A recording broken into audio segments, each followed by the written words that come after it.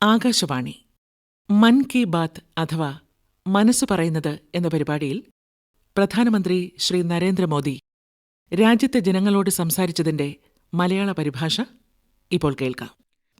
എൻ്റെ പ്രിയപ്പെട്ട നാട്ടുകാരെ, നമസ്കാരം. ഒരിക്കൽ കൂടി നമുക്ക് മൻ കി ബാത്തുമായി ബന്ധപ്പെടാൻ അവസരം ലഭിച്ചിരിക്കുകയാണ്. ഒരുപാട് പഴയ ഓർമ്മകൾ നിറഞ്ഞ ഈ അധ്യായം എന്നെ വികാരഭരിതനാക്കുകയാണ്. കാരണം മൻ കി ബാത്തിൻ്റെ ഈ യാത്രയ്ക്ക് 10 വർഷം തികയുകയാണ്. 10 വർഷം മുമ്പ് ഒക്ടോബർ 3 വിജയദശമി ദിനത്തിലാണ് മൻ കി ബാത്തിൻ്റെ യാത്ര ആരംഭിച്ചത്. ഈ വർഷം ഒക്ടോബർ 3 മൻ കി ബാത്ത് 10 വർഷം തികയ്ക്കുമ്പോൾ അത് നവരാത്രിയുടെ പ്രഥമ ദിനമായത് പവിത്രമായ യാദൃച്ഛികതയാണ്. മൻ കി ബാത്തിൻ്റെ ഈ നീണ്ട യാത്രയിൽ എനിക്ക് ഒരിക്കലും മറക്കാൻ കഴിയാത്ത ഒരുപാട് നാഴികക്കല്ലുകളുണ്ട്.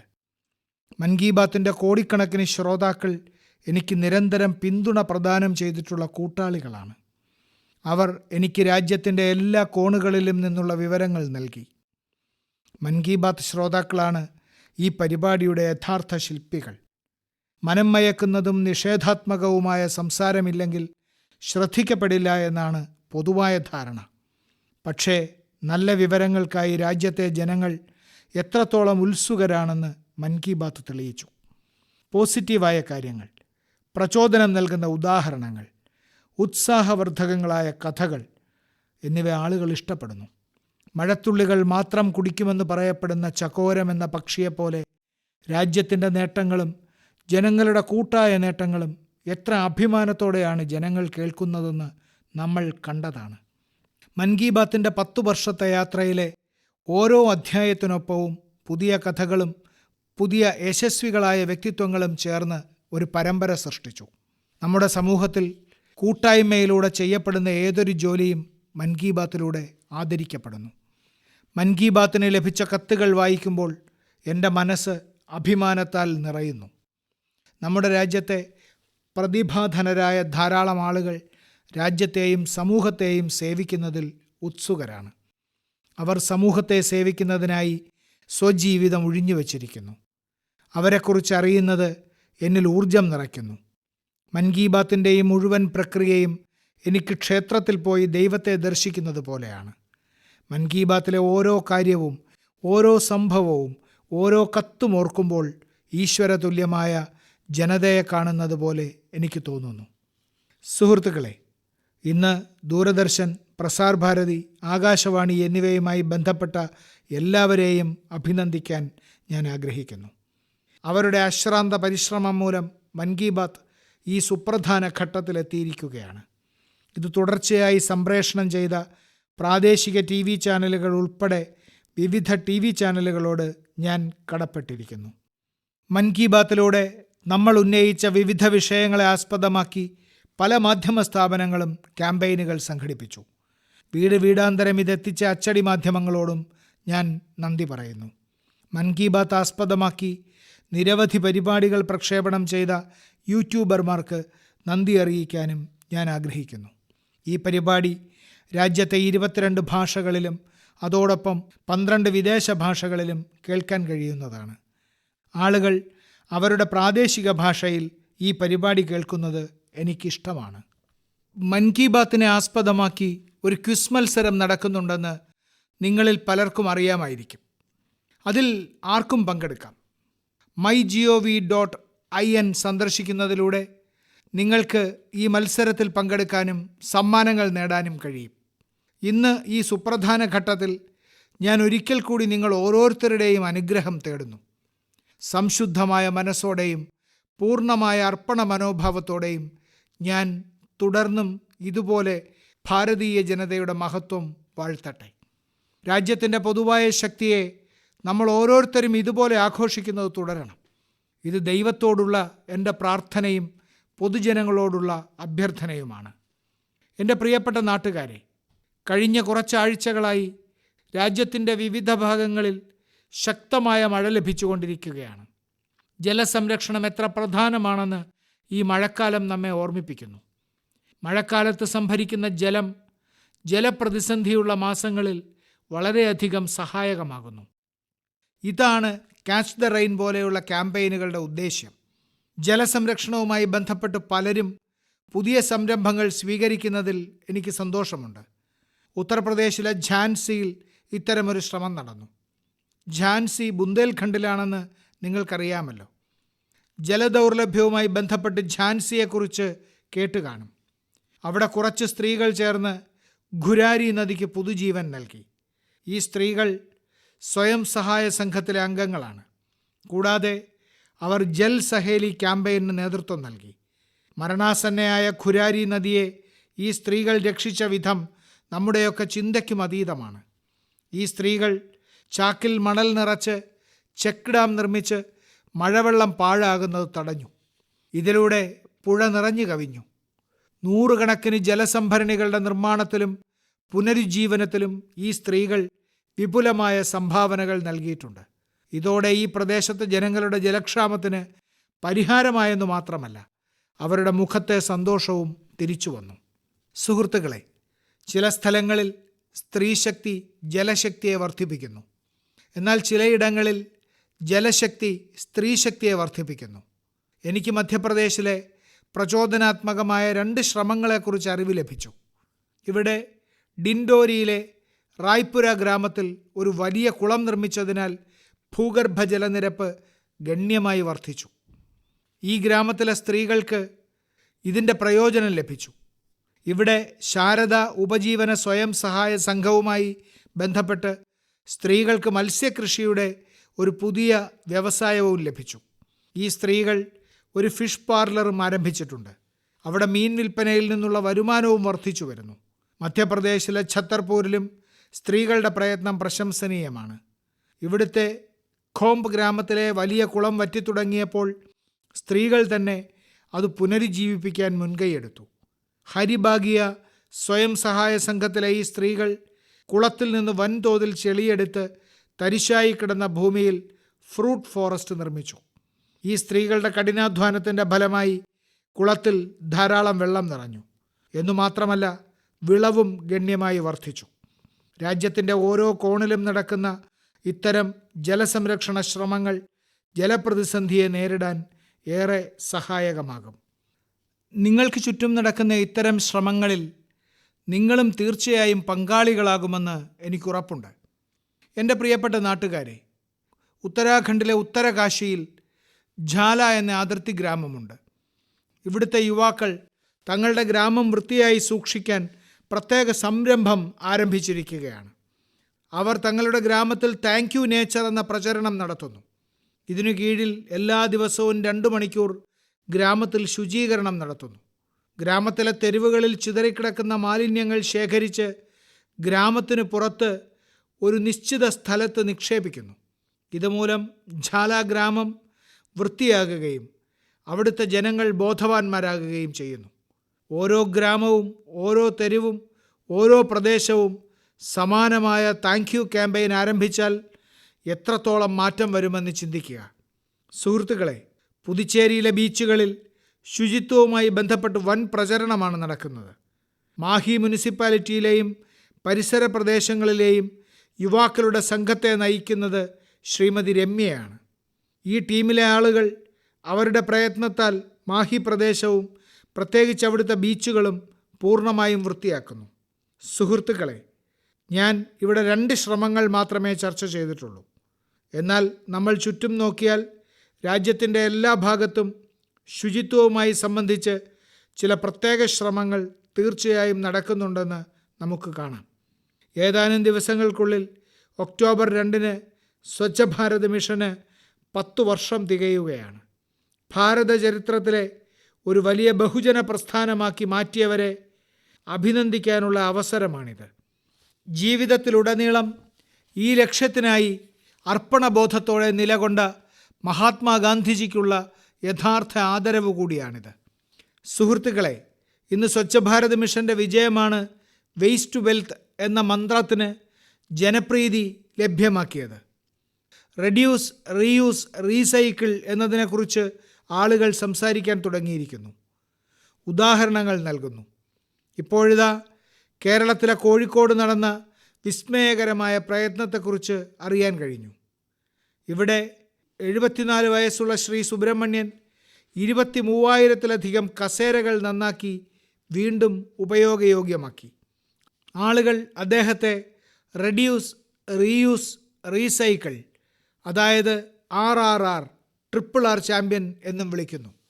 Kozhikode civil station, PWD, LIC ഓഫീസുകളിൽ അദ്ദേഹത്തിൻ്റെ അതുല്യമായ പരിശ്രമങ്ങൾ കാണാം. സുഹൃത്തുക്കളെ, ശുചിത്വവുമായി ബന്ധപ്പെട്ട് നടക്കുന്ന ക്യാമ്പയിനിൽ പരമാവധി ആളുകളെ ഉൾപ്പെടുത്തണം. ഈ ക്യാമ്പയിൻ ഒരു ദിവസമോ ഒരു വർഷമോ അല്ല, കാലങ്ങളായി തുടരുന്ന പ്രവർത്തനമാണ്. ശുചിത്വം നമ്മുടെ സ്വഭാവമാകുന്നതുവരെ ഇത് ചെയ്യേണ്ടതാണ്. നിങ്ങളുടെ കുടുംബാംഗങ്ങൾ, സുഹൃത്തുക്കൾ, അയൽക്കാർ അല്ലെങ്കിൽ സഹപ്രവർത്തകർ എന്നിവരോടൊപ്പം ശുചിത്വ ക്യാമ്പയിനിൽ പങ്കെടുക്കാൻ ഞാൻ നിങ്ങളോട് അഭ്യർത്ഥിക്കുന്നു. സ്വച്ഛ ഭാരത് മിഷൻ്റെ വിജയത്തിൽ ഒരിക്കൽ കൂടി ഞാൻ നിങ്ങളെ എല്ലാവരെയും അഭിനന്ദിക്കുന്നു.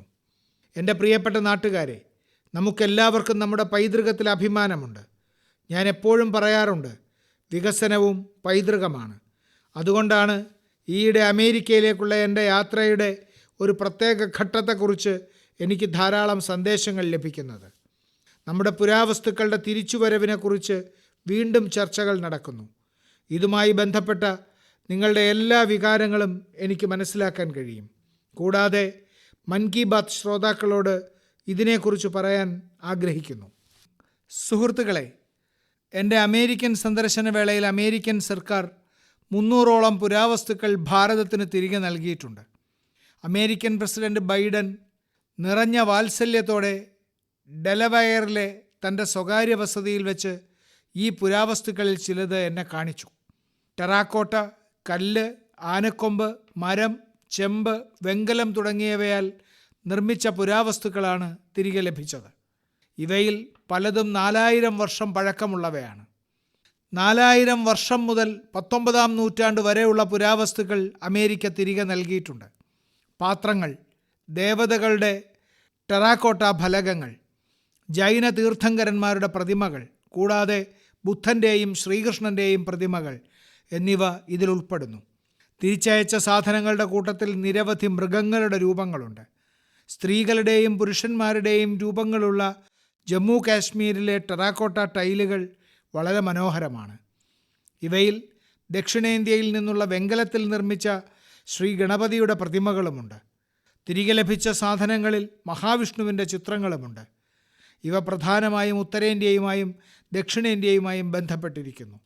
ഈ പുരാവസ്തുക്കൾ കാണുമ്പോൾ നമ്മുടെ പൂർവികർ വിശദാംശങ്ങളിൽ എത്രമാത്രം ശ്രദ്ധ ചെലുത്തിയിരുന്നുവെന്ന് വ്യക്തമാകും. കലയെക്കുറിച്ച് അവർക്ക് അതിശയകരമായ ധാരണയുണ്ടായിരുന്നു. ഈ പുരാവസ്തുക്കളിൽ പലതും കള്ളക്കടത്തിലൂടെയും മറ്റ് നിയമവിരുദ്ധ മാർഗങ്ങളിലൂടെയും രാജ്യത്തിന് പുറത്തേക്ക് കൊണ്ടുപോയി. ഇത് ഗുരുതരമായ കുറ്റകൃത്യമാണ്. ഒരു തരത്തിൽ ഇത് ഒരാളുടെ പൈതൃകത്തെ നശിപ്പിക്കുന്നു. എന്നാൽ കഴിഞ്ഞ ഒരു ദശാബ്ദത്തിനിടയിൽ ഇത്തരം നിരവധി പുരാവസ്തുക്കളും തിരികെ എത്തിയതിൽ എനിക്ക് സന്തോഷമുണ്ട്. പുരാതന പൈതൃകവുമായി ബന്ധപ്പെട്ട് ഭാരതം നിരവധി രാജ്യങ്ങളുമൊത്ത് പ്രവർത്തിക്കുന്നു. നാം നമ്മുടെ പൈതൃകത്തിൽ അഭിമാനിക്കുമ്പോൾ ലോകവും അതിനെ ബഹുമാനിക്കുന്നുവെന്നും അതിൻ്റെ ഫലമാണെന്ന് ലോകത്തിലെ പല രാജ്യങ്ങളും നമ്മുടെ പക്കൽ നിന്ന് പോയ പുരാവസ്തുക്കൾ തിരികെ നൽകുന്നത് എന്നും ഞാൻ വിശ്വസിക്കുന്നു. എൻ്റെ പ്രിയ സുഹൃത്തുക്കളെ, ഒരു കുട്ടി എളുപ്പത്തിലും വേഗത്തിലും ഏതു ഭാഷയാണ് പഠിക്കുന്നതെന്ന് ചോദിച്ചാൽ നിങ്ങളുടെ ഉത്തരം മാതൃഭാഷ എന്നായിരിക്കും. നമ്മുടെ രാജ്യത്ത് ഏകദേശം 20,000-ഓളം ഭാഷകളും ഭാഷാഭേദങ്ങളുമുണ്ട്. അവയൊക്കെ ആരുടെയെങ്കിലുമൊക്കെ മാതൃഭാഷ തന്നെയാണ്. ഉപയോക്താക്കളുടെ എണ്ണം വളരെ കുറവുള്ള ചില ഭാഷകളുണ്ട്. എന്നാൽ ആ ഭാഷകൾ സംരക്ഷിക്കാൻ ഇന്ന് അതുല്യമായ ശ്രമങ്ങൾ നടക്കുന്നുണ്ടെന്നറിയുമ്പോൾ നിങ്ങൾക്ക് സന്തോഷമുണ്ടാകും. അത്തരത്തിലുള്ള ഒരു ഭാഷയാണ് നമ്മുടെ സന്താലി ഭാഷ. ഡിജിറ്റൽ നവീകരണത്തിൻ്റെ സഹായത്തോടെ സന്താലിക്ക് പുതിയൊരു ഐഡൻറ്റിറ്റി നൽകാനുള്ള ക്യാമ്പയിൻ ആരംഭിച്ചിട്ടുണ്ട്. നമ്മുടെ രാജ്യത്തെ പല സംസ്ഥാനങ്ങളിലും താമസിക്കുന്ന സന്താൾ ഗോത്രവർഗ്ഗക്കാരാണ് സന്താളി സംസാരിക്കുന്നത്. ഭാരതത്തെ കൂടാതെ ബംഗ്ലാദേശ്, നേപ്പാൾ, ഭൂട്ടാൻ എന്നിവിടങ്ങളിലും സന്താളി സംസാരിക്കുന്ന ഗോത്ര സമൂഹങ്ങളുണ്ട്. ഒഡീഷയിലെ മയൂർഭഞ്ചിൽ താമസിക്കുന്ന ശ്രീ റാംജിത്ത് ടുഡു സന്താലി ഭാഷയുടെ ഓൺലൈൻ ഐഡൻറ്റിറ്റി സൃഷ്ടിക്കുന്നതിനുള്ള പ്രചാരണം നടത്തുന്നു. സന്താലി ഭാഷയുമായി ബന്ധപ്പെട്ട സാഹിത്യം സന്താലി ഭാഷയിൽ വായിക്കാനും എഴുതാനും സഹായിക്കുന്ന ഒരു ഡിജിറ്റൽ പ്ലാറ്റ്ഫോം രാംജിത്ത് സൃഷ്ടിച്ചു. വാസ്തവത്തിൽ കുറച്ചു വർഷങ്ങൾക്ക് മുമ്പ് ശ്രീ രാംജിത്ത് മൊബൈൽ ഫോൺ ഉപയോഗിക്കാൻ തുടങ്ങിയപ്പോൾ മാതൃഭാഷയിൽ സന്ദേശങ്ങൾ അയക്കാൻ കഴിയാത്തതിൽ അദ്ദേഹം സങ്കടപ്പെട്ടു. ഇതിനുശേഷം സന്താലി ഭാഷയുടെ ഓൾ ചിക്കി എന്ന ലിപി ടൈപ്പ് ചെയ്യാനുള്ള സാധ്യതകൾ അദ്ദേഹം അന്വേഷിക്കാൻ തുടങ്ങി. സഹപ്രവർത്തകരിൽ ചിലരുടെ സഹായത്തോടെ ഓൾ ചിക്കിൽ ടൈപ്പ് ചെയ്യാനുള്ള വിദ്യ വികസിപ്പിച്ചെടുത്തു.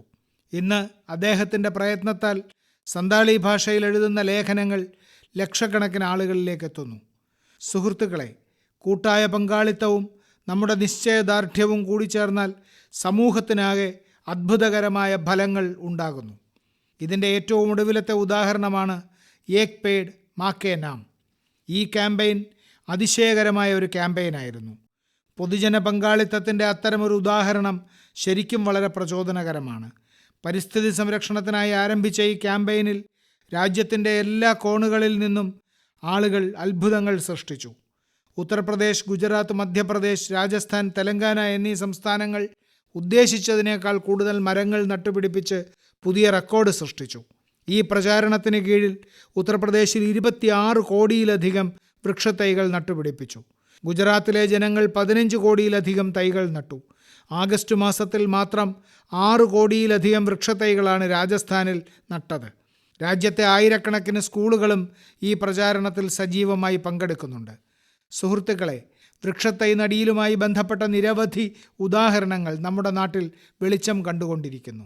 അത്തരത്തിലുള്ള ഒരു ഉദാഹരണമാണ് തെലങ്കാനയിലെ ശ്രീ KN രാജശേഖരൻ്റേത്. മരങ്ങൾ നട്ടുപിടിപ്പിക്കാനുള്ള അദ്ദേഹത്തിൻ്റെ പ്രതിബദ്ധത നമ്മെയെല്ലാം അത്ഭുതപ്പെടുത്തുന്നു. ഏകദേശം 4 വർഷം മുമ്പ് അദ്ദേഹം വൃക്ഷത്തൈകൾ നട്ടുപിടിപ്പിക്കാൻ ഒരു ക്യാമ്പയിൻ ആരംഭിച്ചു. എല്ലാ ദിവസവും ഒരു മരം നടുമെന്ന് അദ്ദേഹം തീരുമാനിച്ചു. കർശനമായ ഉപവാസം പോലെ അദ്ദേഹം ഈ പ്രചാരണം തുടർന്നു. 1500-ലധികം വൃക്ഷത്തൈകൾ അദ്ദേഹം നട്ടുപിടിപ്പിച്ചിട്ടുണ്ട്. ഈ വർഷം ഒരപകടത്തിനിരയായിട്ടും തൻ്റെ ദൃഢനിശ്ചയത്തിൽ നിന്ന് അദ്ദേഹം വ്യതിചലിച്ചില്ല.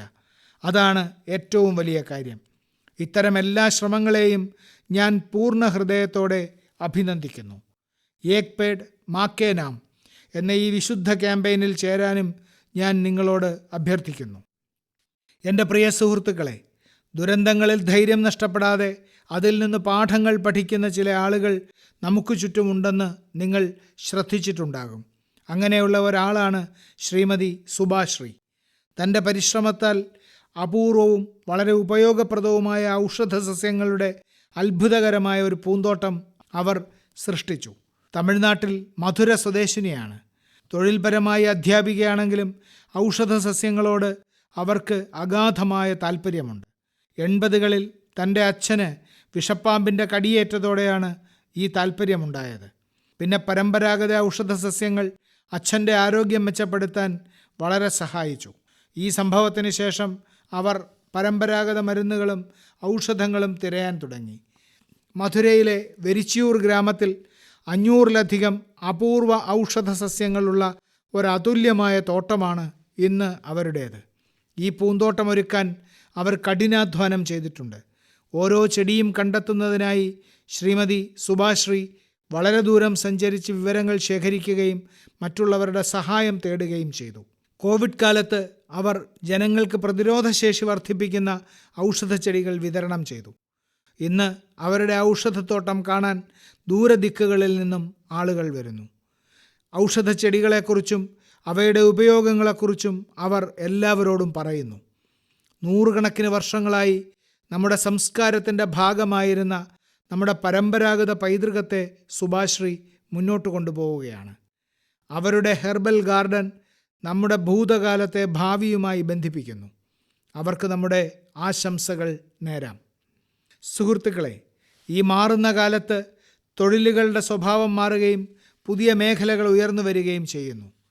Gaming, animation, reel making, film making അല്ലെങ്കിൽ പോസ്റ്റർ നിർമ്മാണം പോലെ ഈ കഴിവുകളിലൊന്നിൽ നിങ്ങൾക്ക് മികച്ച പ്രകടനം നടത്താൻ കഴിയുമെങ്കിൽ, നിങ്ങൾ ഒരു ബാൻഡുമായി അല്ലെങ്കിൽ കമ്മ്യൂണിറ്റി റേഡിയോയുമായി പ്രവർത്തിക്കുകയാണെങ്കിൽ നിങ്ങളുടെ കഴിവിന് വലിയ വേദി ലഭിക്കും. നിങ്ങളുടെ കഴിവും സർഗാത്മകതയും പ്രോത്സാഹിപ്പിക്കുന്നതിനായി കേന്ദ്ര വാർത്താവിതരണ പ്രക്ഷേപണ മന്ത്രാലയം മെയ്ക്ക് ഇൻ ഇന്ത്യ എന്ന പ്രമേയത്തിന് കീഴിൽ 25 ചാലഞ്ചസ് ആരംഭിച്ചു. ഇവ തീർച്ചയായും നിങ്ങൾക്ക് രസകരമായി തോന്നും.